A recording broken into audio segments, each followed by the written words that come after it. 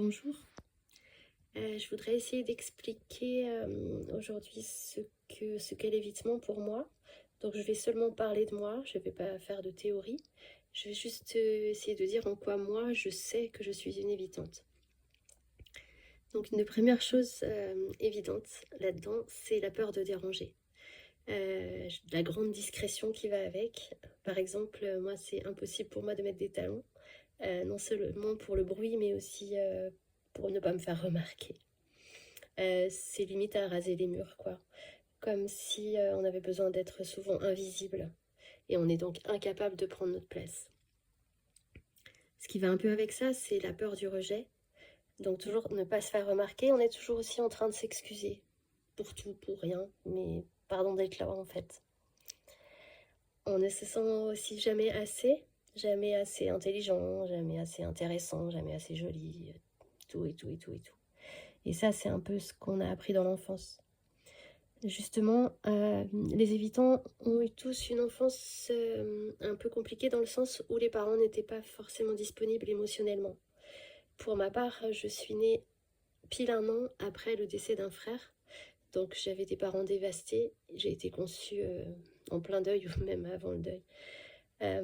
Donc mes parents n'étaient pas disponibles pour moi. Ils étaient soit dans leur grande tristesse, soit dans leur colère. Et du coup, j'ai jamais été consolée, jamais été sécurisée. Et il n'y avait aucune place pour ce que moi je ressentais. Donc, j'ai appris à ne plus rien ressentir. Et surtout à me débrouiller toute seule, à ne jamais me plaindre, ne jamais pleurer et ne jamais demander de l'aide. Donc ça fait des adultes qui ne demandent jamais de l'aide. C'est un bon signe ça d'évitement.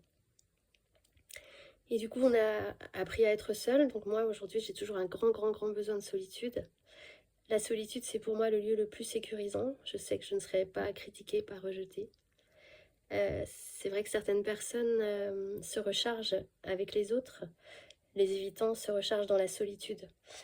Et si je mets toujours ces vidéos de plage immense, c'est parce que là, c'est là où je me sens le mieux, euh, dans cette solitude, dans cette immensité. C'est très sécurisant pour moi. Il y a une relation au corps aussi particulière chez les évitants. On a l'impression d'être en dehors de notre corps. Pour moi, il a longtemps été là, mais il servait à rien, il était moche et j'étais vraiment pas dedans. Et il était pas beau, enfin vraiment, j'aimais pas mon corps. Depuis 1 an, 2 ans, j'ai appris à l'aimer et surtout à l'intégrer grâce justement à ces marches presque quotidiennes sur ces plages immenses et aussi grâce à la danse. On parle d'ancrage, moi c'est vraiment ce qui m'aide beaucoup. C'est de m'ancrer, de marcher, de danser, de marcher, de marcher. Pour les relations amoureuses, alors quand un évitant se met... Enfin, plutôt, je vais parler de ma jeunesse. Quand j'étais jeune, je voyais mes amis qui se mettaient en relation avec des gars vraiment très gentils, très chouettes. Et moi, ça me donnait pas du tout envie.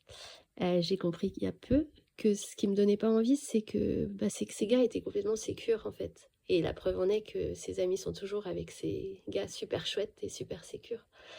Et, moi, je voyais pas l'intérêt d'être avec quelqu'un de tout gentil, de tout que je trouvais trop lisse, trop plat en fait. Je l'ai compris récemment. C'est que pour moi, ça manquait de relief, mais c'est normal. C'est parce que justement, l'enfant que j'ai été était dans le relief. Il y avait beaucoup de colère à la maison, donc il y avait des moments où ça allait bien, des moments de colère. Donc il faut du relief. Et c'est pour ça que les évitants, malheureusement, ils tombent dans des relations pas toujours saines, notamment avec des anxieux, parce que les anxieux, justement, ils les comprennent pas, donc ça fait des hauts, des bas, des hauts, des bas, et c'est ce que connaît l'évitant.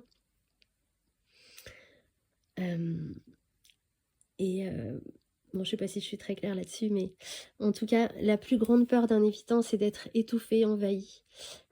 C'est pour ça que les relations avec un anxieux sont tellement difficiles. Et pour les deux côtés, hein, je ne me défends pas en tant qu'évitante, je sais que c'est très dur pour les anxieux aussi. Malheureusement, ils s'attirent souvent, mais voilà. En tout cas, La plus grande peur d'un évitant, c'est d'être étouffé, c'est d'être envahi. Et l'évitant revendique bien souvent sa liberté. Liberté égale solitude. Voilà. J'espère que c'est éclairant. Voilà mon évitement à moi en tout cas. Et j'essaie de m'en libérer. Au revoir.